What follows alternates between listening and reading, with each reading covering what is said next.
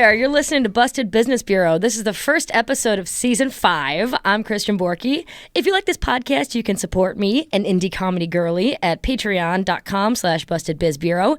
This podcast is produced by the Lincoln Lodge, a nonprofit indie comedy theater in Chicago, Illinois, that is also a nonprofit.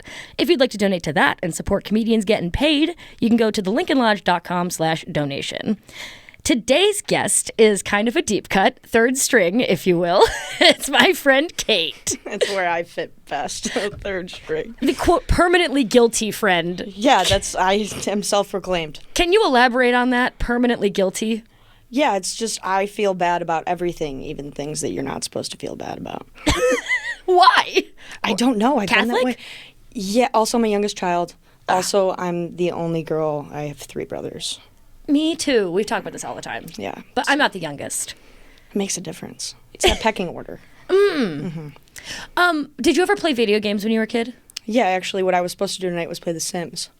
I was going to ask, like, whose team were you on in, like, video games or, like, games, I guess, when you were a kid? What do you mean? Okay, so we used to order 1 and 3, so me and the oldest brother, and then 2 and 4. Oh, we never did that. You never did that? That You was didn't just have a hierarchy? who you liked that day. Oh, you know what? I can kind of see that. Yeah. But me and Ryan just didn't have the skills that Brendan and Joseph had, so it had to be... It was mostly Brendan and Joseph competing, and who was the dead weight. Just pick your dead weight. Yeah, see, I was the dead weight. Ah. Yeah, Okay. that would probably make sense. Yeah. I'm not like, I was like a button smasher. So, like, my brothers would just get mad. They'd be like, you're not supposed to hit that. And then, you know, What? I lost. I mean... It's not a marketable skill. The Sims, you can get some actually transferable skills. I like to think so. I just like to do the motherlode thing. And then you build the house into what you want it to be. Literally. Yeah, so. I do that, but on Club Penguin. Yes. Like, I play Club Penguin just to make my house and have little puffles. I'll play the games to get money, but then... Respect that. Does Club Penguin still exist? Okay, so you can download one. That's like an illegal bootleg copy of Club Penguin that I have, in fact, illegally downloaded. I am mind blown. Yeah, and it's like the Disney-ish version, so, like, there's a bunch of puffles and, like, quests. Are and the graphics, but I hope? No, it's kind of not, because there's no more Flash Player, but they still have that vibe. Yeah. Yeah, that makes sense. The icebreaker question I've written for this is, can you dry swallow a pill? Yes. You can? Mm-hmm. Just, it doesn't matter how big? I guess I'd have to test that theory. But Well, what's the biggest you've gone? I mean, I did, what is that, amoxicillin? The big ones? Oh, yeah, like I famously know that. Yeah, so I would... Like, okay, a Dayquil. Yeah, that's like I would say. I think so. Wow. I haven't had to do it in a while, but yeah, there were times I was on like a lot of medications when I was a kid, so like I had to. Sometimes you didn't have water. My mom used to grab my face and then tell me this is how horses did it, and like jam the pill in my mouth and shake my head around. Oh, you just made me remember something. Let's hear it. I couldn't swallow pills until I was like 10 years old. Mm-hmm. So like I had to like really get used to doing it when I had to start taking medications for medical reasons. Yeah. Yeah. So How did you get used to it? M&Ms, mini M&Ms. I swear to God. You used to swallow That's raw my dog doctor told us to mini do. M&Ms? Yeah, that was a pediatrician prescribed tactic. Wow, so you were carrying peanut M&Ms into class and you're like, I'm sorry, my pediatrician literally prescribed this to me. Maybe. Honestly, that's something I would do. That's every kid's dream. Yeah. I was going to be so real with you. Mm-hmm. I planned this episode for a very famous guest who I will not name so as to not be gauche. And I tailored this specifically to this person's interests. And then that person needed to reschedule for a few months out from now. So I got another friend to be on this podcast who took too many drugs and was not able to come and told me that 2 hours ago. And so you are here. Third string. Third string. But I've hopefully made it in such a condition that it will mildly interest you and have pieces of it that will connect. It'll be the universal experience. Mm-hmm. This is a story about how a company can get away with increasingly horrifying scandals and simply continue to be one of the most successful companies in the world. Mm-hmm. This is the story of Abbott Laboratories. Period. Abbott Laboratories. Let's talk about the history a little bit. It's a multinational healthcare and medical devices company headquartered in Abbott Park, Illinois. The company was founded by a Teddy Roosevelt wannabe. Here's like a pic of him. Oh, he's cute. Right? Well, He is going for Teddy Roosevelt, though. Like, he's got the walrus mustache, and he could be a stunt double, 110%. he's got, like, a tiny tie, and he's built so stout, like Teddy Roosevelt. They don't build men stout like this anymore, and they need to. Need to. Bring these stout boys back They need the stout boys. with their suspenders and tiny ties. Yeah, what's up with the tiny tie thing? I would like a history on that. Well, I did not prepare one. You didn't expect your third string to ask this question. Well, the thing, maybe that's how they thought they were elongating their body. You know, if they were really high pants and small tie. Oh. Because I have really tall pants and like crop top shirt, and that makes me look taller. It's like an illusion. Mm-hmm. So maybe that was the illusion back in the day. It doesn't work now. Mm-hmm. But Yeah, I'll take that as the answer. all right, thank you. He founded this like healthcare company, but was constantly catching beef with the American Medical Association. It doesn't matter why. I have to blast through a bunch of current day stuff. He started the company in Ravenswood in Chicago. You ever pass this building? I mean, I don't know why you'd recognize this black and white photo of a mansion building, but What's the cross streets? it's on, I don't remember and I didn't write it down. It's in Ravenswood. I live there. You lived in this building? What? In that exact Crazy. building. There's probably a lot I could have dug up about this company's history. For example, they used to manufacture alkaloids in this wooden building, which frequently sickened the workers to the point of like near-death experiences all the time. Yeah. It's pretty damn funny. It was the 1800s. Like, who cares? They didn't know what man? they were doing. They were Nah. just tossing dice up and letting them fall. We only just figured out what pills were. That shit was crazy. Yeah. And if we're being so real, there used to be kind of a debate of like the efficacy of pills versus like a liquid that you would swallow or a solid medicine. And if I'm being so real, I'd be on the liquid side. I would not have believed that pills could work. 110%. I'm like, you're telling me that tiny thing that I'm supposed to swallow, unnatural to me, is going to then dissolve in my body? You idiot. Yeah, that has to be a lie. Yeah. So, good thing other people smarter than me figured it out before I was born. And people figured out how horses can swallow pills. So then, therefore, my mom knew how to teach me how to swallow a pill. And thank God for that. So the point is, the company was founded in 1888. You can draw a lot of parallels between Abbott and something like Monsanto. It's one of those companies that massively contributed to the war effort in the early 1900s, which created astonishing success and made it a cornerstone of American business history. That's how we get to how big it is by the time we start talking about the gossip that we're going to talk about. But again, I don't have time for it. I made the Monsanto thing, I made 8 episodes long, and I don't have the time. Yeah, that's just an onion you're peeling back. Right. So I'm skipping over it. It's a horribly generalized version of the history, but they get really successful. And to understand... Oh, I'm sorry. There's one more thing I have to mention. In 1964, they merged with Ross Laboratories, which made Ross a wholly owned subsidiary of Abbott. I mention this because Ross Laboratories is going to come up twice in this story. Okay. Keep that in your back pocket. Yeah. In 1964, Ross Laboratories. Keep that in your back pocket. That's going to come back like an hour later. Fantastic. Okay. There is also something else we need to understand before we go into this scandal thing, and it's factions about the federal government. Intriguing. The reason that a lot of this story is going to take place through the lens of the government is because of aforementioned first guest. But you know what? You're just going to have to pretend to be interested in the federal government. I am. This will be interesting. All right, so let's skip to our birth year, 1997. Fantastic.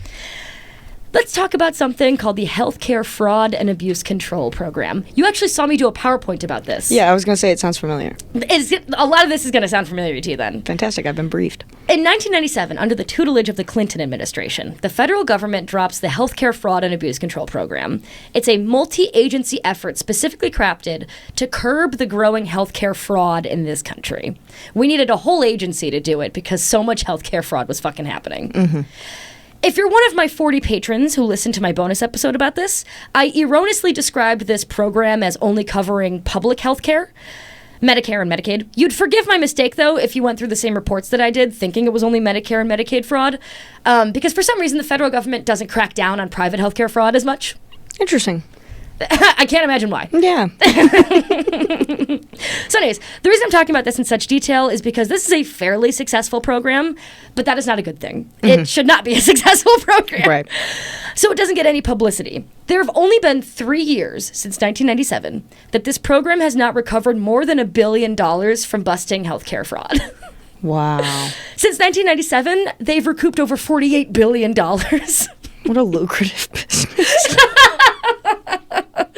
And for every every dollar they spend administering the program, like hiring a lawyer to investigate it, they get $5 back from these lawsuits. Like, that's how efficacious this program is. Right, yeah, whoa. And so this is not widely advertised because it's not a good thing that so many companies constantly get away with Medicare fraud. Yeah. And I had to go through these reports every year since 1997 and, like, calculate myself how much they recovered because I'm crazy. So thorough. We're choosing thorough. We're choosing thorough. There's no marketing department for the incredible achievements of the people at the Department of Health and Human Services or the DOJ, but I'm being that. Oh, and I wrote that line again specifically for my first guest. I thought it was good. Oh, well, thank you. Under no circumstances will I ever hand it to the FBI. However, they've done some pretty good ones here. So not every case of fraud needs to involve the FBI for this healthcare fraud and abuse control program. There are other ways to get the job done with local law enforcement and shit, but when it involves the FBI, you better believe the investigation gets like a hokey nickname. For example, there was an ongoing investigation against ambulance fraud, and that was titled Operation Easy Rider. They get a little better. Another one from 2004 involves various Texas healthcare providers charging Medicare for power wheelchairs that they never gave out. Or in some cases, they had people take pictures of the wheelchair and then they just like take it back from the patient. That's Operation Rollover. Then we got one of the biggest ones in recent memory, 2019, a multinational telehealth fraud involving knee braces. Doctors just over-prescribing knee braces, charging Medicare for it, and getting like a ton back. That's Operation Brace Yourself. You just know they're sitting in a room and they're like, what weird thing can we say?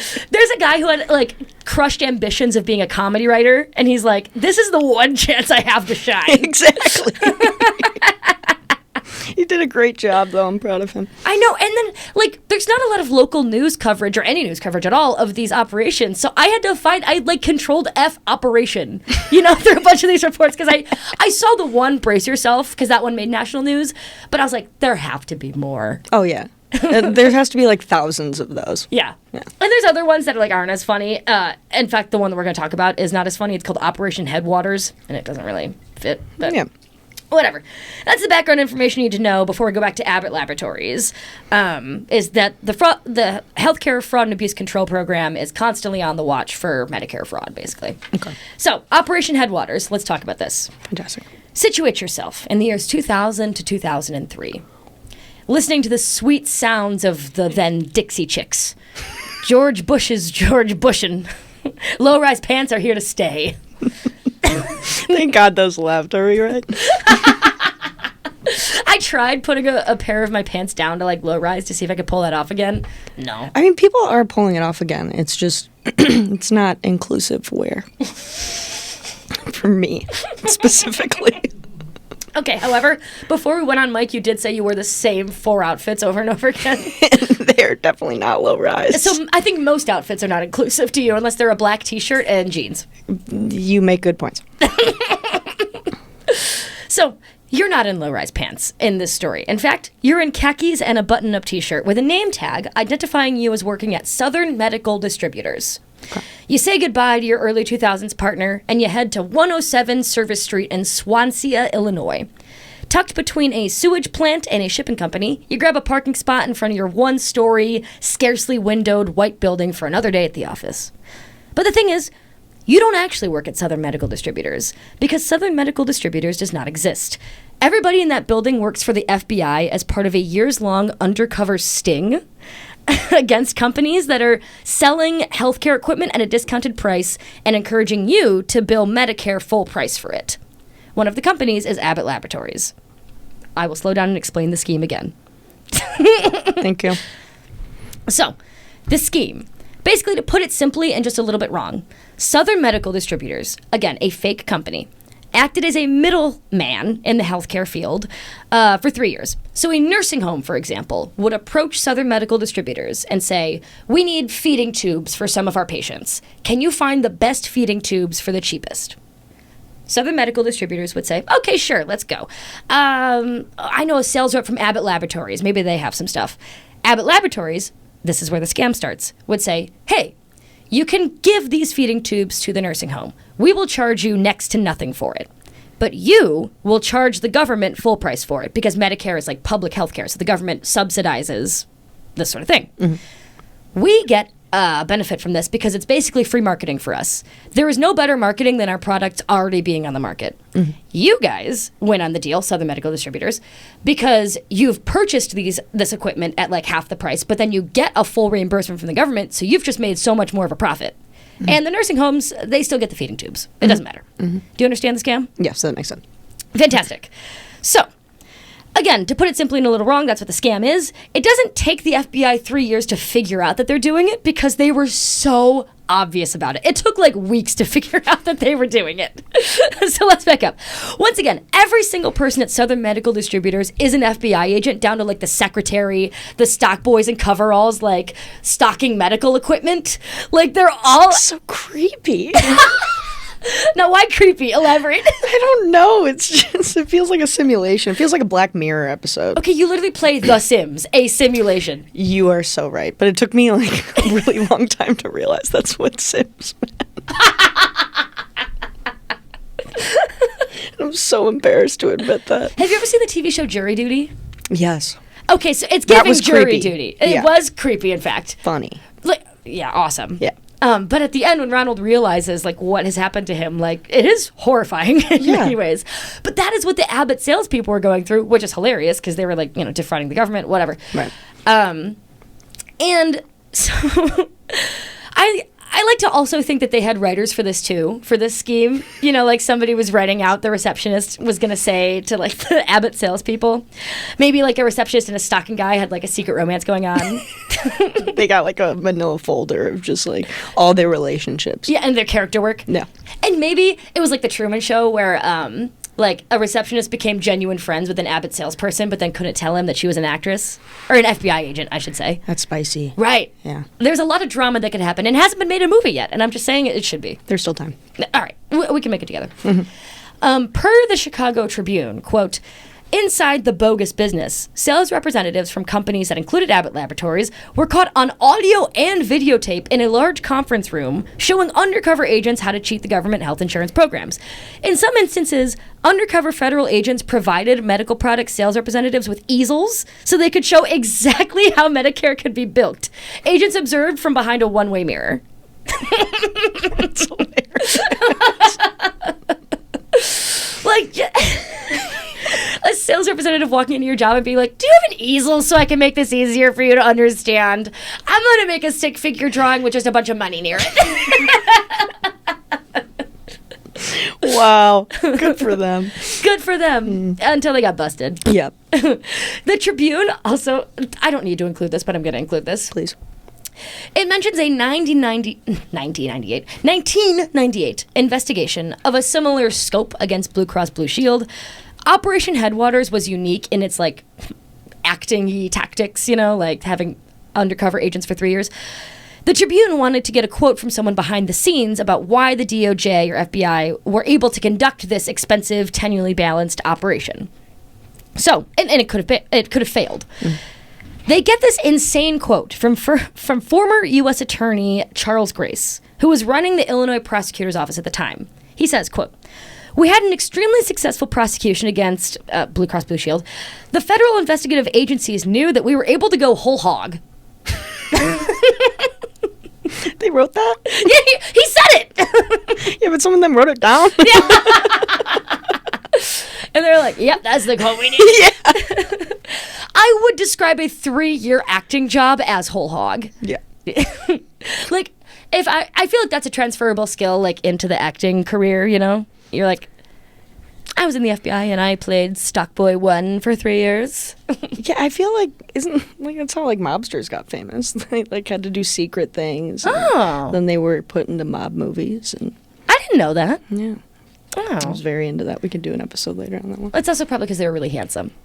Because I feel like all mobsters were stout. No? They weren't handsome? Oh. Well, I mean, I'm not really the right person to ask. Okay, you called Wallace C. Abbott handsome. I feel like you have an objective view. Yeah, you're right. I mean, I just don't think so. I mean, people think like Tony Soprano. We're getting so off track. No, but James Gandolfini is sexy. What are you talking about? I know I'm gonna get hate for that one. Oh my God. I just don't see it. You don't see the sparkle in his eyes? I've seen like 2 episodes of The Sopranos and like 3 Twitter clips, and I know that man is bringing the acting, the charm. He immerses you. If we're like strictly off of looks. No, but you can't judge a man based on looks alone. You're so right. I was gonna try to go back. No, go for it. No, give me the looks argument. I can't. You don't like a stout man with a big back? Never have. And that's fair.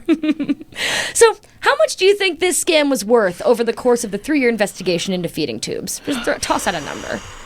God. This one little scam. $4,500,000. $600 million. Yeah, I knew my number was off. Okay. I'm glad you picked a smaller one, though, because it would have been really embarrassing if you were like, $1 trillion. And I was like, no, it's not. I mean, I was going to go high. It was a high or low. Yeah, I appreciate it. Mm-hmm. And relative to the thing I'm about to talk about, this is fucking small potatoes. But it is worth mentioning again that Abbott Laboratories could definitely factor this into their marketing or business plan. $600 million is not a lot to spend for bilking the government for Medicare funds. Fair enough. For free marketing. So we're going to talk about another thing. This is the second thing on our Dora the Explorer-esque journey into 3 stories about Abbott Laboratories. Do you remember how I said I went through every single individual healthcare fraud and abuse control report since 1997? Yeah, I'm still reeling over it. So a cute thing I also did was simply hit Control F when I was doing like every single one, and I just typed in Abbott just to see. And they've been mentioned like 6 different times since 1997. Hundreds of millions of dollars of lawsuits over corporate misdoings. It's cosmic in scale, but utterly banal in execution. Like, there's no news coverage that they're in this almost every 4 fucking years. Wow. And there's no fanfare. It's just like an analyst at Abbott factoring in potential lawsuits and like deciding that the risk and losses is worth it, you know? Yeah, someone's just signing off on something. Right. No. And one such case is the drug Depakote. Exactly, I know. Never and it's spelled wrong too. It's not spelled like Depakote. Mm-hmm. So if you're a hardcore Busted Business Bureau listener, which I will not judge you if you are not, it is totally fine. Or if you want a recommendation, I would highly recommend going to season 2, episode 8, episode Johnson & Johnson's Risperdal for the Boys. That's what I title it. Nice. It's a pretty horrifying episode. It's actually, I think, like one of the fucking bleakest I've ever done. But it talks about a Johnson & Johnson product, Risperdal, which had a pretty well-known but undisclosed side effect, especially when it was promoted off-label illegally to a specific population of people. Like, they had disastrous side effects that we talk about in the episode. Okay. So in that episode, I gave a passing mention to the fact that it was also marketed to geriatric patients, older seniors in nursing homes. Mm-hmm. And it did, in many cases, cause premature death, but nobody cares when old people die, and they're not a demographic that's particularly able to sue for wrongful or early death. Mm-hmm. And so, again, I said that in like 3 sentences, but we're going to talk about it a little bit more for this episode. Okay. So, if somebody over 70 dies because of a pill, it's hard to prove legal liability, and not that the person died of old age, you know what I mean? So that's... You can't measure how long a person would have lived. Right. But Depakote is an anti-epilepsy drug that was groundbreaking in its heyday, the early 1980s. But with the rise of competitors, Abbott Laboratories brazenly created entire sales teams to market it off-label, despite that being wildly illegal. Right. The FDA will approve a certain drug to be used in certain sections of the population for specific purposes, i.e. epileptic patients over the age of 18. Mm-hmm. Sometimes drugs can be promoted off-label, but this does have to be approved by the FDA. Mm-hmm. So, like, I took a pill that was an antidepressant, but I took it for migraines. Shit like that. Yeah, that makes sense. Yeah. So the bulk of this info in the section is coming from a Pharmaceutical Compliance Report, Volume 10, Issue 14, from November 30th, 2011. Thank you very much. In 2012, Abbott paid $1.5 billion fucking dollars to settle this case. And the bulk of the information in this article comes from a 116-page redacted complaint from a former saleswoman, Meredith McCoy. Now, there is an email you can email to get her full 116 pages, but it was made in 2011, so nobody monitors it anymore. So they didn't email me back. That's sad. It's rxcompliance@aol.com. AOL, nobody's checking it. Yeah, when did you email them, though? I emailed them 3 weeks ago. Okay, well, there's still a chance. Maybe they check it like once a year. Maybe like Christmas time, you'll get like Just send you 160 pages. That would be the best Christmas present I've ever received in my life. Well, don't give up hope. I probably should have done it a long time ago, but I didn't find the article until then, so Fair enough. that's about what happened. So, I'm going to describe a lot of what she says in her complaint, but I don't have the complaint. I have what the RX compliance report reports about her complaint. It's not usually how I like to do stuff, but Fair. I'm just giving you the down under. Yeah, you gotta do what you gotta do with what you got. Yeah. Yeah. And that's what all this podcast is all about. Yeah. Dealing with what I got. How are you doing, by the way? Me, I'm doing great. I'm just following along with the story. Awesome. So, once again, the backdrop is that Depakote is an anti-epileptic drug that was approved for use by the FDA in 1983. The FDA did approve it for use in some migraine patients, and because both of these markets wound up becoming crowded with other similar pills at the time, Abbott allegedly engaged in illegal schemes to boost the sales of Depakote.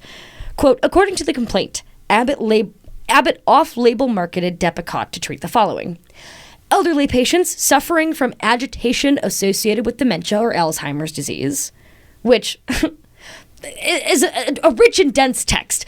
Agitation associated with dementia or Alzheimer's disease. So it's not for Alzheimer's disease, it's being pissed off about it. Children under the age of 18 for treatment of mood disorders, ADHD, bipolar depression, and developmental delay. Adult bipolar depression and other psychological disorders, post-seizure stroke, addictive narcotic withdrawal, children under the age of 10 for epilepsy, and elderly patients unable to swallow Depakote tablets by putting Depakote sprinkles, only approved for epilepsy, through feeding tubes, a method of administration not included in the packaging insert. That is wild. Depakote sprinkles was really killing me when I was writing this down. But yeah, those are all of the things that Abbott was illegally marketing for, which is a wide range of things going on in the brain that hard to believe that one pill could solve all of or treat all of. It kind of sounds like, anything you need to chill out from. Yep. That's what this pill is going to Or help. anything that somebody taking care of somebody else wants them to shut the fuck up about. That's honestly more how you put it. Yeah, that's a better take. Because you want someone to shut the fuck up in class. You want that elderly patient who's complaining and angry to shut the fuck up. Who's confused? Who's confused? And that's why they're mad. And they're mad because they have to take 8,000 pills a day. Yeah, just to forget. If some of that off-label demographic is sounding familiar to you listeners, it's because one of the main competitors listed several times as a notable competitor with Depakote is fucking Risperdal, the thing that I made the episode for the boys about. Mm-hmm. So it's a crossover. I kept reading like Risperdal and being like, yo. I miss you, bro. Shut up. Oh my God, I was talking to my boyfriend's roommate, or not roommate, downstairs neighbor, and he took Risperdal for like 10 years. It was crazy. Is he okay? He's fine. Good. Nah, he's kind of weird, but... No one can say that's the correlation. No, that's not the thing that happened to people. He's just weird separately. So, Meredith McCoy's complaint centers a particularly evil Abbott Laboratories conference call from 2007 in which they were discussing a new federal mandate that explicitly forbade nursing homes from peddling unnecessary drugs. Over-medicating seniors has been a problem since nursing homes have existed. Yeah. And federal government action has created explicit language since the 80s to try and stop this. Mm-hmm. We've been passing laws about this for a long time. Yeah. But one particular one in 2006 came out. And so in 2007, this is how the Abbott conference call is described to try and circumvent that. Okay. Quote, those leading the conference call encouraged long-term care reps to actively approach physicians to discuss new guidance and inform them that Depakote would not fall under this new legislation. If physicians coded patients as late-onset bipolar disorder or underlying seizure disorder in the elderly, rather than agitation associated with dementia. They indicated that the added benefit to physicians miscoding this disease or disorders, rather than a drug used to control behavior, was that physicians would not be required to monitor blood levels or assess the need for drug holidays or gradual dose reductions. It's a complicated sentence I'm happy to explain. Please do. So in the conference call, they were like, if you want to actually keep pushing Depakote, you cannot keep prescribing it for a behavior because that will be deemed unnecessary. Right. So instead, just lie and say that the patient has onset bipolar disorder, late in their life. Or that they have underlying seizure disorder. Because that's an actual disease that needs to be treated instead of, they're pissed about having dementia. Yeah. So on a conference call, a bunch of dudes in suits were like, this is exactly how you do it, bros. That's how you know that you're too close to something, when that starts sounding like a good idea. Yeah! You know? Quite literally, I cannot imagine having a job that large where I'm like, you know what, I make enough money for me to be okay with that. Yeah. It's just a major disconnect that happens in the brain, I assume. Yeah, anything over 6 figures, I assume, like, snaps some of those axons and dendrons up there. And luckily, I will never make over that. The gears just start turning. So here we have Abbott explicitly instructing employees to circumvent governmental regulation by simply lying about the diseases that elderly patients have. How can you get a group of salespeople to do that? This is fucking nuts. McCoy alleges that Abbott encouraged off-label marketing of Depakote through compensation packages that directly or indirectly rewarded reps for the success of their off-label marketing activities. For example, it says that McCoy exclusively marketed Depakote off-label and received bonuses based on the weight in kilograms of Depakote prescribed at each of the facilities she covered in her territory. What? And picture how much a pill weighs. Yeah. And I just know. picture how much of a pill you have to sell in kilograms to then get a bonus incentive structure off of that. I'm thinking of using that at the Lincoln Lodge, like how much liquor we sell in ounces. Absolutely. It's probably still way more than a little pill, though. That is so concerning. Isn't that nuts? And how much they have to be selling of it, and we'll talk about how much they were selling, for that to be even a little bit worth it as a compensation package, the weight of a pill? That's just like legal cartel activity. And imagine who thought of that, you know? He was like, I saw this thing in The Wire once. You're so right. So, here's another bit of it. It's not really related. It's related to the first thing about lying about elderly patients' disorders. So, the complaint alleges that in a concerted plan to conceal its wrongful conduct, Abbott forbade its representatives from putting their call notes into company-wide computer systems used by all the sales rep. Instead, McCoy claims that reps were instructed to record only office visits with doctors, but to keep separate handwritten notes detailing the subject matter of the calls on paper, which were later faxed to the managers.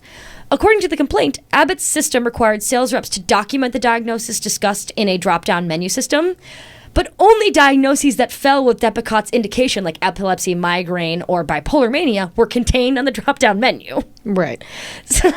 You got a multiple choice. And the choices do not include most of what they were promoting off-label. Instead, it was written down and faxed. Right. So I know that's a really small detail, but I do want to talk about it a little bit. Mm. Not only do we have salespeople illegally promoting this off-label, we have IT people building this drop-down menu, participating in the cover-up. Yeah. Because instead of making it something that you can type in yourself of like, oh, I asked them to prescribe this to a child with ADHD who's 12 years old. You can't type that in. You can only select patient has epilepsy or patient has bipolar mania or whatever. Right. And so whatever IT person like coded that was also unknowingly participating in this like huge billion-dollar corporate misdoing thing. You know what I mean? Yeah, absolutely. So Meredith McCoy's complaint says that Abbott's off-label Depakote sales represented the fastest-growing segment of the drug's U.S. sales, which amounted to $6.8 billion from 2000 to 2009. Wow. So the $1.5 billion settlement is like significant, but that's not going to ruin the company. Yeah, not at all. From just this one drug, I mean, like, you still have netted $5 billion. I'm also like, how many other drugs have they done stuff like this with? Okay. My brain just starts turning. If you listen to the Risperdal episode, if you listen to, like, I don't have an episode, but, like, it mentions Concerta, Zyrteca, or there might have been an Abilify one, too. Like, how many of these medications fucking suck? Yeah. Like, what I'm hearing is they don't actually have to create a drug that works because they can keep prescribing mini M&Ms. Literally, it would have been more beneficial for any of these patients to take mini M&Ms and just move on with their day. Exactly. And then they get a little bit of joy out of it. Mm-hmm. Foolproof. And so Meredith McCoy, God bless her, this is the last we'll say about it, is donating her portion of the settlements to her son's school so they can get iPads and fuck. It's it's very sweet, but at what cost? A great ending for her. Because she spent, I assume, because let's see, this was settled in 2012, and she worked there until like 2006 or 2007. So she spent presumably 8, 9, 10, 11, 12, 5 years in litigation about this, you know? Yeah, and they probably tried to bleed her financially dry during that time. Oh, I almost said abso-thousandly. I like that one. So some analysis in the moment, if I may, leads me to the same questions you were sort of asking, which is so crazy that you said that because it's exactly what I wrote in the script. Like, how much of Abbott's revenue is straight up from fraud? How many of these pills are straight up not what they're supposed to be? And given that the federal investigative agencies are bound by, like, the limits of time, money, whatever, how much are they missing out on healthcare fraud? You know what I mean? Absolutely. Then I drive myself nuts thinking about these questions. Yeah, that would keep me up at night. It probably will. Tonight. Everything already does keep me up at night about this podcast. Fair enough, dude. Tack this one on in the back end. And every day I wake up to a new nightmare. So let's talk about another governmental program. This will be a positive government one for about 5 minutes. Awesome. It's run by the Food Nutrition Service, an agency of the USDA. It's the Special Supplemental Nutrition Program for Women, Infants, and Children. It's SNAP, but for women, infants, and children, which is called WIC for Women, Infants, and Children. Makes sense. It's a program designed to give women, infants, and children supplemental nutrition as their parents may not be able to afford it themselves. It's typically for poor people. You go to the grocery store, you pick out your WIC approved food, and then you get to scan your little electronic card that just like makes it free, you know. This program is funded in a way that's kind of a free marketplace guy's dream. WIC is significantly subsidized by rebates from manufacturers that have competitively bid on state-by-state contracts. Would you like to know what any of that means? Yeah. Yeah, absolutely. All of it. I had to do a lot of research about this. So, a rebate is like a discount, but different. Right. A discount happens when you purchase the product. So the Ohio government approaches Abbott Laboratories and says, hey, we want you to be our WIC company for our state, but we need to fund the program. Can we buy it from you for half the price? That's a discount. A rebate, on the other hand, is a retroactive discount. You buy everything up front at full price, but if a certain amount of units of the product are sold, then the company will pay you back because all the product is sold. So if Ohio women purchase 10 million cans of Abbott food, Abbott will pay Ohio back like 50% of the money or whatever they spend on the food. Those aren't exact numbers. It's just like... Yeah. So a rebate is better for the company because it is guaranteed that their product will sell before they have to give a discount, which saves them money on marketing, once again, because it's also taking up primo shelf space. Yeah. That's part of the WIC deal is they get like eye-level shelf space. I wonder for what eyes, like 5'4"? Do they go like average American woman height? I have always wondered that. Because they always say there's the science around, like, you know, store shelves. It's like, who are you? What about like the 7'5" person? I guess they don't count. What are you marketing to them? Probably like really, really calorie-dense cereal. Yeah. Good point. Or the stuff that the employee stalker forgot to like take off the top of the shelf. Yeah, the styrofoam coolers on the top of the top of the freezer. The 7'5" people have to eat something. It's like a brontosaurus chewing from a tree. What a visual. I'm never usually this funny during my podcast, but something about you just brings it out in me. I'm glad to be here. Yeah, usually I'm very dry. So, we have structured the program in such a way that individual states get to pick which company gets, and one company alone gets to be their WIC like recipient company. Companies then bid on it. We give you the best rebate if you go with us, blah, blah, blah. And then, to make a long motherfucking story short, only the biggest companies ever win these contracts, and it's been that way since the inception of the program. Abbott Laboratories is like the sole provider for WIC recipients in over 35 states. Hilariously to me, though, not Illinois, where like it's headquartered and founded. It's because we know it all. They were in the Tribune. We knew about the whole long investigation. We said no more. Fuck out of our state. WIC purchases 50% of all infant formula in the United States, meaning if something goes wrong with one of the companies, So afraid of where this is going. And I wondered how that figure could be true. Like, how can WIC purchase 50% of all baby formula in the United States when, like, 50% of women are not poor enough to qualify for the program? You know what I mean? Yeah. So how does that work? Well, the Primo shelf space helps WIC baby food get sold to non-WIC women. Mm-hmm. Like, if you're not in the program, you can still just buy the can at full price. And so they move a lot more units, and so they just keep purchasing it because, like, it's good and they can. Yeah. Also, another awesome thing about this program, like, I can only describe it as a success. It's subsidized heavier than a lot of government programs, not by taxpayer money, but by, like, company goodness, if you could call a rebate that. And also, notably, in the last 20 years, there's been no wait list for this program. Like, if you apply and you qualify, you get in. And you can make a nuanced point about, like, what the qualifications are they moving, whatever, but that's not what the podcast is about. Okay. It's good stuff. Babies get fed. I mean, like, that's overwhelmingly good for society. I believe in welfare. Yeah, you can't argue with that. And there's no wait list. And it's again, a successful program. But yeah, Abbott has such a gorilla grip on WIC states. It's wildly popular. Like, that's where we're going. All right, so I've labeled this section baby formula. How'd you spell it? Formula. Formula. Yeah, it checks out. I got nervous spelling even though I'm reading it. I was going to say, we're not judging you on it, man. All right, so there's this special little bacteria that loves hiding in dry powdered foods. And since most dry powdered stuff like flour, tea, stuff like that is heated before consumption, especially for adults, this bacteria does not pose much of a problem beyond, like, diarrhea for our immune systems. Mm-hmm. And we're also developed enough to take it on. For infants, however, this bacteria, finding its way into dried infant formula, for example, proves to be a near 50% fatality rate, with even more babies being permanently sickened or disabled. This bacteria is ruthless when it finds its way into young people's bodies through their underdeveloped immune systems. Mm-hmm. Separately, Spanish painter Francisco Goya spent the final years of his life painting unnamed subjects on the walls of his house. Most of these images were horrific, widely known as his black paintings.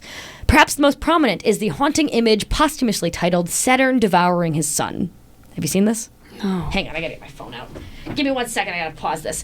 Saturn Devouring His Son captures a crucial mythological moment where Saturn, or Kronos as he's known in Greek mythology, prevents a prophecy that one of his offspring will usurp his throne. Maddened by the thought of losing his power, he cannibalizes each of his children at birth. And let's look at the painting together. Saturn Devouring His Son. I feel like maybe you've seen it. I was reading an article about Enya earlier. It's pretty horrific. And he painted this in his house. Depressing decor. So anyways, yeah, maddened by the thought of losing his power, he cannibalizes each of his children at birth. The viciousness of this myth, and particularly Francisco Goya's nauseating description of Kronos as a spindly, sickened, desperate figure, is what inspired scientists to name the aforementioned strain of bacteria Chronobacter. It's ancient Grecian level ravenous to babies from the inside out. This is the bacteria that was positively swabbed at Abbott Laboratories' Sturgis facility over 25 different times. They're really awesome, that company. Which ultimately caused the baby food shortage. This baby food thing is really a crystallization of Abbott Laboratories culture, Abbott core, if you will. Yeah. There are 115,000 employees, like, across Abbott Laboratories all over the world or whatever, but I have to imagine many of these issues are kind of pervasive based on the information we've been discussing. I can't do, a full season about it, but I hope this is illustrative of the kinds of corporate evils that we just, let happen. Absolutely. The complaint. The culture at this Sturgis baby food plant is genuinely hilarious because it's like working at a restaurant where your manager is 17 years old. Like, working in the service industry, as you have, you worked in food plenty of times. Mm-hmm. I used to work at Clark's on Belmont. Did you ever go there? Yeah. The 24-hour place that went under because it was absolutely a money laundering scheme. The kind of shit we did do or didn't do specifically was wild. Like, we ran out of eggs several times, and we were an American diner that was open 24 hours a day. Do you realize how little menu options you have if you don't have eggs? The manager was this 21-year-old with 3 iPad kids. Yeah. They were just terrorizing our lives because she was terrible at scheduling, and all the managers liked her, or the owners liked her. And she just did not give a fuck about like communicating any new changes to us. So we're always just improvising. Like, I assume you can kind of speak on service industry culture in that sort of way of like playing favorites, especially like immature service industry culture. Yeah, I mean, it's an absolute mess. It is a dog-eat-dog world out there, and I'm happy to be out of it. God bless. And the petty drama, the favoritism, the lack of care in the work that they do is pretty damn funny at this facility until it's not. Sure. All right. So I'm actually going to read firsthand from the complaint, which is fucking awesome. The New York Times released it. Like, they FOIA'd it or whatever, and so I read it. It's 36 pages long or something. So Did you read every page? Of course I did. You're thorough. The complainant is a former employee of Abbott. During the relevant period, he worked in quality systems, which is a subunit of the Quality Assurance Organization, in Sturgis, Michigan. The Sturgis site was previously a part of Ross Laboratories. Oh, I failed to mention that the feeding tube thing was also Ross Laboratories. Okay. Anyways, the Sturgis site was previously a part of Ross Laboratories, a Columbus-based company that was acquired by Abbott. For a number of years, Ross Laboratories was a separate division of Abbott. Even though the acquisition took place many years ago, the Sturgis site has never been fully integrated into Abbott's system of internal controls. Do you remember what year Abbott acquired Ross Laboratories? I didn't know you were going to quiz me. 1964. Oh, yes. And I told everyone to put that in their back pocket, too. You just, like, let it fall out. You were walking out the street and you had to put something else in there. I didn't know you were going to quiz me. And they never integrated the site into Abbott systems from 1964 to now? It's just a strong oversight. Someone forgot. You're going to sue them? Damn. It is generally recognized that electronic records enhance an entity's ability to monitor activities at remote locations. The continued reliance on paper records at the Sturgis site raises questions, especially with the conversation of electronic records being budgeted. For reasons not entirely transparent, the proposed conversion has been repeatedly deferred. One reason volunteered by a member of management to the complainant is that electronic records would make the Sturgis site more accountable to others on the division at a corporate level. The ongoing reliance of paper records is suggestive of inadequate internal controls. They have to be polite about it because they're, the FDA. This is especially so when management at the Sturgis site has repeatedly admitted a desire to keep division and corporate officials from being able to monitor compliance. The need is ever present with there being multiple episodes where a management has consciously misled division officials as to nonconformities or the seriousness of a situation. So again, do you also remember how Depicot salespeople were reliant on paper records? Like, it just seems like an Abbott thing. So let's talk about the work of the facility. I have 3 labels in here. The Sturgis site had ongoing problems with seam integrity, like seam of a can, with powdered products. On an episodic basis, powder would become enmeshed in the seam, thereby jeopardizing the integrity of the seal and the product safety. Instead of addressing the underlying problem, the testing process was altered to test empty cans instead of sealed cans of the product. To the complainant's knowledge, this questionable practice was never disclosed or referenced in records that came to his attention. He has reason to believe that the questionable practice has not ceased, and as well has never been disclosed to FDA officials. Which rips. It's so hard. Your can of baby powder tested for bacteria, just put an empty one through it. Yeah. That should be fine. We'll send us right through process. We'll get approved. No one's going to get hurt. It was not unusual for management to disregard situations involving severe breaches of the most basic regulatory requirements. In July of 2020, complainant is the whistleblower, became aware of projection pages missing test results associated with 9 batches of product. For each batch, a projection page missing test results was approved by 3 analytical lab chemists and 1 quality systems auditor. In essence, the certifications to the test results were patently false, and the test results were not included.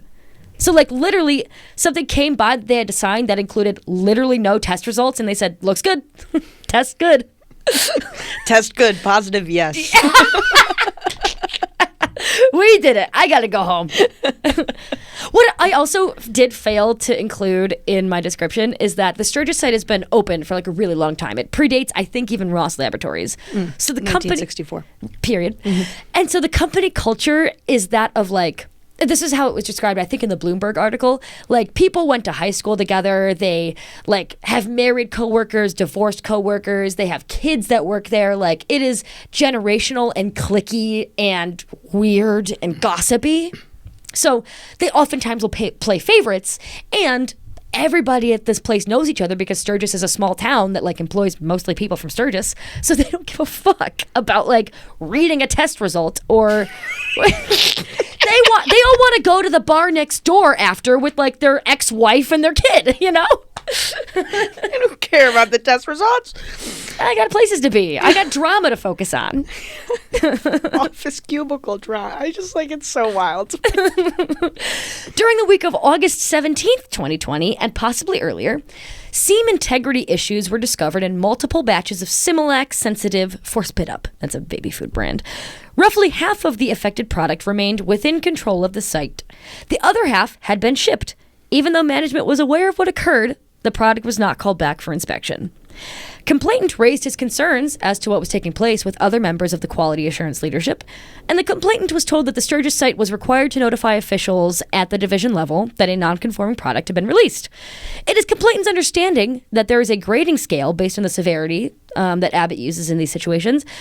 But despite objections of the staff, he was told by those directly involved that the Sturgis site intentionally misrepresented the severity of issues to division officials. So on their grading scale, they were like, that's not that big of a deal. Sturgis also requires a checklist be completed for clean-in-place procedures of the equipment. There are a lot of laws about how clean a baby food factory has to be, as you can probably imagine. I would hope so. Quote, some examples would include spraying down the inside of equipment, ensuring chemical hoses are properly connected to the equipment, verifying the absence of remaining product or standing water in the equipment. When the FDA did an inspection in 2021, they did find several batches of standing water at the facility, which standing water, famously, you were not supposed to drink it, let alone put it anywhere near baby formula. Yeah. The checklist. They did not require the person who did the checklist of like making sure the hoses are good, cleaning the thing.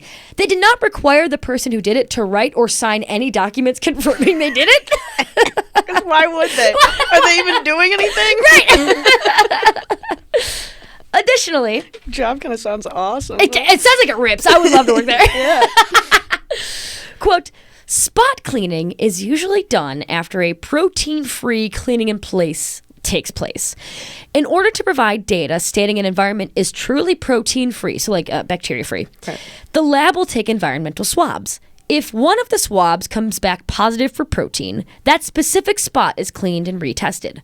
If an environmental swab tests positive for protein, Abbott policy requires that the entire environment be re-cleaned and re-swabbed. But again, meeting metrics took precedence. The practice at the Sturgis site was to re-clean localized areas and then retest that exact localized area. The policy was repeatedly disregarded during the complainant's time at the Sturgis site, which is pretty damning. I could keep going, and I will. Quote, the Sturgis site uses an automated pallet labeler. The labeler is supposed to be able to read the pallet, print a label with the correct batch-specific information, apply the label to the pallet. However, the labeler did not work properly. This was more apt to occur when multiple batches of different products were running. Management at the Sturgis site was well aware of the recurring problem. Whenever an issue arises during production and a rework is required, every pallet in the affected time frame gets pulled back to the production floor and inspected. To ensure that the correct pallets are being selected, lists of pallet identification numbers associated with the batch are reviewed and the pallets are pulled.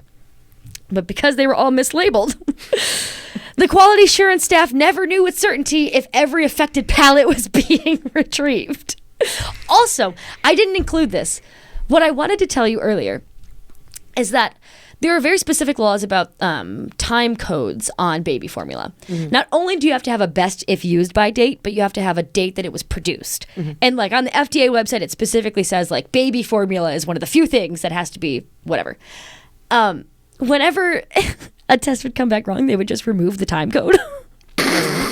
Which is just like you releasing, you doing press releases today and just writing Tuesday instead of Monday.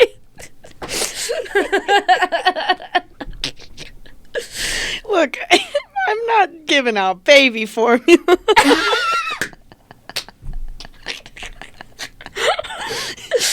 Listen, to some, a press release can be just as important as Similac sensitive. If it doesn't have the right date on it, just fix it for me. Like, do me a solid. When we walked in, Kate was like, I can't believe this place is open on a Monday. And I was like, Kate, I am doing babes, it's Tuesday. That was disappointing to me. I got to fix a lot of things at work. I hope my boss doesn't hear this. Does it take a long time to change the... Like, how many things a day would you have to No, fix? it won't take a long time. It's just if I don't do it, then I'm, back behind a day. Well, maybe you could just gaslight all of your clients into thinking it's a different day. That'd be kind of fun. Yeah. Again, I hope my boss doesn't hear this because then he'll know what's up. Hey, take a page from the Abbott books. Just remove it entirely. Just don't date it. Don't put it on the online anywhere. Just write it by hand. Right. Here's some miscellaneous stuff. When a favored employee brought a stun gun into the facility at the Sturgis site and shot it twice, management disregarded Abbott policy because they failed to bring the incident to the attention of whoever they're supposed to. Previously, employees were terminated when they had guns in their car in the parking lot. But in this particular situation, the supervisor admitted that the employee was given a free pass. Why did he have... I have so many questions about that one. Why did you have a taser? And it's a footnote! They don't explain any further! I imagine this clicky company, somebody was like, you took my cubicle chair, and he's like, I'm bringing a taser tomorrow. Jesus. And shot it twice. It's a little bit of an over-exaggeration. Also, don't you have to reload those? I actually don't. Oh, yeah, I guess you would, because it's a stun gun, so it shoots out, right? So he had enough time. You're telling me he sat there, he walks in, he shoots the taser, and then he goes, wait, before you slap me on the hand, because that's all they did, let me reload my taser. He's like, I didn't get it the first time, actually. Let me try that again. That is, again, I want Barbara, did you take my lunch? And he finds out it's not Barbara, so he's like, all right, Terry, you're next. Wild, Wild West. Ah, jeepers. Here's another just like miscellaneous thing. The FDA did an audit in 2019. Once the FDA audit was over, staff and department managers congratulated each other on a successful FDA audit. Complainant came to learn of a meeting where a senior quality assurance official was understood to have admitted the awkwardness of having to avoid providing direct answers. It was generally known that this official is reported to having stated something along the lines of, all I could do was smile. I couldn't answer their questions without incriminating the site. For the greater good. And I can imagine the FDA being like, oh, so the pallet labeler, like, is that in good condition? And he was just like, he was like, I don't know, that's is not it? technically, I don't know, is it?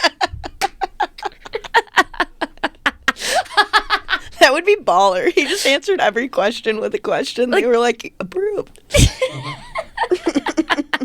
Is there any standing water in the facility? Do you like water? Oh, you need a glass of water? I'll stand and get it. Rough. So I'm barely scratching the surface here, and this... Oh, I'm sorry. Wait, I have one more thing. This is not given any elaboration, and I'm just going to read you the sentence. The Sturgis site has a history of misleading Abbott's corporate audit team. After the Sturgis site covered up the 2010 beetle infestation... And there's no other... There's no That is messed up. Beetle... Are we talking about, like, the British invasion, or are we talking about, like, the actual bug? The bug. I'm just kidding. Did you just call British people beetles on the podcast? Oh, you meant the band. You got there. You got there. I thought you came up with a new slur for the British. Those beetles. No, I like British people. Let it be known. I have many friends who are British. My boss is British. I have never met your boss, but I'm sure I'd like them. Yeah, well, oh my God. I think I have to cut this. He literally works at Abbott Laboratories. I'm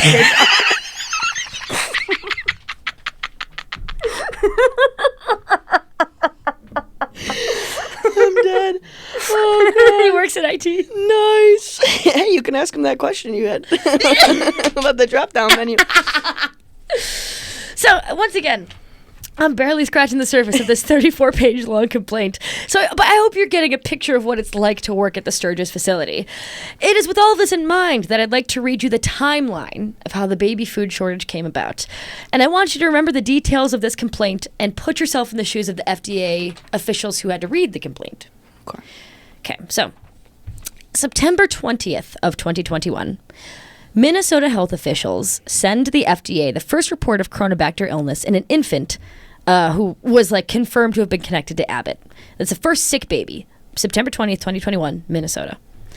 FDA inspectors show up to inspect the factory. No one in the agency tells them about the report. They don't test for Chronobacter. So no one from the FDA, when they show up to inspect the facility, know about the Minnesota Chronobacter thing. So they don't test for it on September 20th of 2021. Mm-hmm. FDA inspectors review records showing Chronobacter was found in finished product on 2 occasions in the previous 2 years, and they find standing water and other unsanitary practices. Like a guy who just took his gloves and he was touching a bunch of other stuff, reach his hand into raw product and take it back out. My guy. My guy. October 2021. Multiple FDA managers receive a whistleblower report, the report that we read, October 2021. From a former Abbott employee raising concerns about the quality of the staff at Sturgis. December 1st, the FDA receives a second complaint of Chronobacter in a baby given Abbott formula. The baby died. December 30th, the FDA reaches out to Abbott to schedule a January 3rd inspection. Abbott requests a delay because of COVID-19 outbreak at the plant. I failed to mention, they tested everyone who walked into the site every single day. The one thing they were good at was COVID precautions. But they tell the FDA, no, don't come. We have a COVID outbreak on January 3rd. January 11th, the FDA receives a complaint of a third Chronobacter illness from an infant in Texas. January 31st. So we've started in September of 2021, and we are now at January of 2022. Mm-hmm. The FDA insists on inspecting Sturgis and finds 5 strains of Chronobacter while taking surface swabs. The FDA reiterates many of the facility issues reported in September 2021. February 17th, the FDA recommends for the 3rd day in a row that Abbott recall product. The agency finally puts out a consumer advisory report regarding certain Abbott products. Abbott then voluntarily recalls the formula the same day. February 24th, there is a second infant death.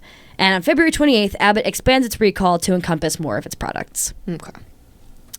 So, once again, we do not get a recall until February of 2022, when the problems were listed to the FDA in as early as October of 2021.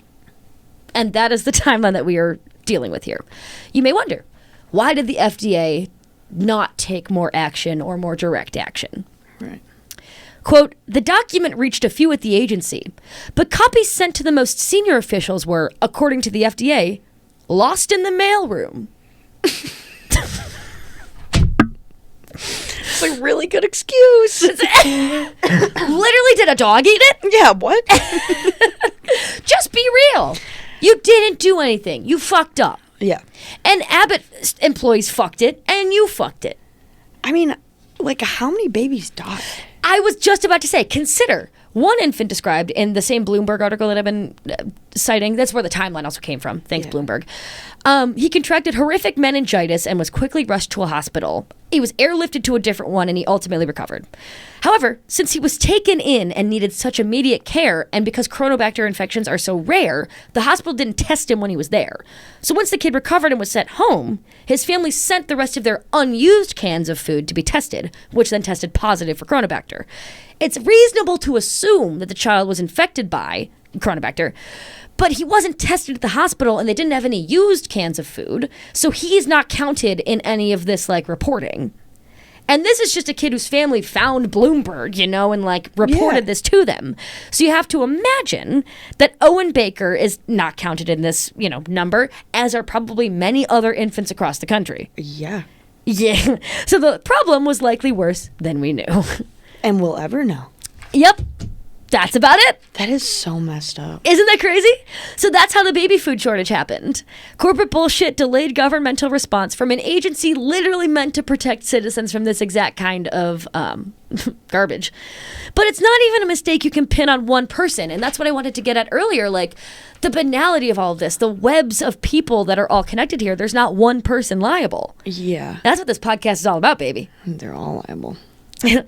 And so I was trying to think of something funny to say in conclusion, but that's really kind of it. Like, it's a journey, not a destination. That's it, baby. That is messed up.